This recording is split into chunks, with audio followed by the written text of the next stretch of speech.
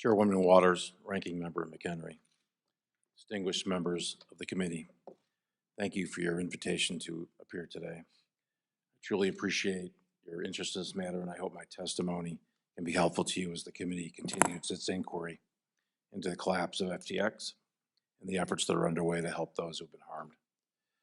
I accepted the position of Chief Executive Officer of FTX in the early morning hours of November 11. Immediately it became clear to me that Chapter 11 was the best course available to preserve any remaining value of FTX. Therefore, my first act as CEO was to authorize the Chapter 11 filings. I've implemented a 5-part bankruptcy plan, which is detailed in my written statement. Our overarching objective is to maximize value for FTX customers and creditors so that we can mitigate to the greatest extent possible the harm suffered by so many.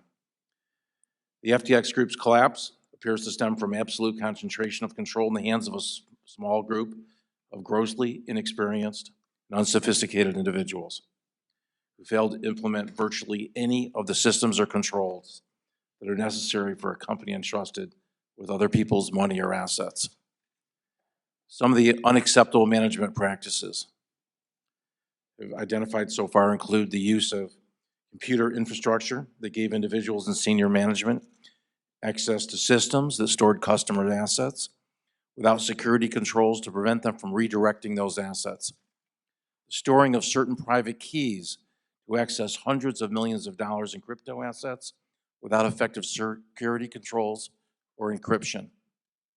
The ability of Alameda to borrow funds held at FTX.com to be utilized for its own trading or investments without any effective limits whatsoever.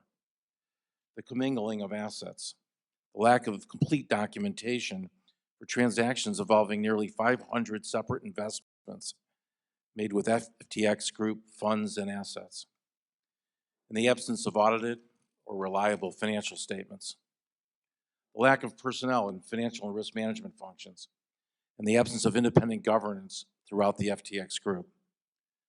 The fundamental challenge we face is that we're in many respects starting from near zero in terms of the corporate infrastructure and record keeping that one would expect in a multi-billion-dollar corporation. Still, in just over 4 weeks, we've instituted meaningful steps to gain command and control, and every week we gain a better understanding of what occurred and the path forward, all of which will be shared with interested parties and affected parties throughout the Chapter 11 processes. The scope of our investigation is truly enormous. It involves detailed tracing of money flows and asset transfers from the time of FTX's founding and complex technological efforts to identify and trace crypto assets. We are in the process of collecting and reviewing dozens of terabytes of documents and data, including billions of individual transactions.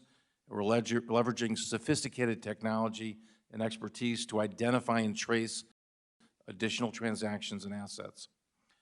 While many things are unknown at this stage, we're at a very preliminary stage, many questions remain. We know the following. First, customer assets at FTX.com were commingled with assets from the Alameda trading platform. That much is clear. Second, Alameda used client funds to engage in margin trading, which exposed customer funds to massive losses. Third, the FTX Group went on a spending binge in 2021 and 2022, during which $5 billion was spent on a myriad of businesses and investments, many of which may only be worth a fraction of what was paid for them. Fourth, loans and other payments were made to insiders in excess of $1.5 billion. Fifth, Alameda's business model as a market maker required funds to be deployed to various third-party exchanges, which were inherently unsafe and further exacerbated by the limited protections offered in certain of those foreign jurisdictions. I know that resolution of the Chapter 11 process, as well as the investigation into the cause of the FTX Group's collapse, are of keen interest to this committee and to your constituents. Although, there are many who need and deserve answers. There's customers, there's creditors, there's investors, counterparties, employees, and regulators. We're positioning ourselves to provide each of these constituents with answers that they deserve. Although a bankruptcy proceeding of this unprecedented nature will take some time to run its course, I'm committed to working as quickly as possible to investigate what happened, formulate conclusions, and hopefully inform the committee's work here. I should note that my ability to comment on certain of the matters today will be inherently limited by the state of FTX's records, ongoing bankruptcy proceedings, and of course the numerous ongoing investigations by the U.S. law enforcement regulators. I look forward to answering your questions to the best of my ability. Thank you again for allowing me to present in front of this committee. Thank you.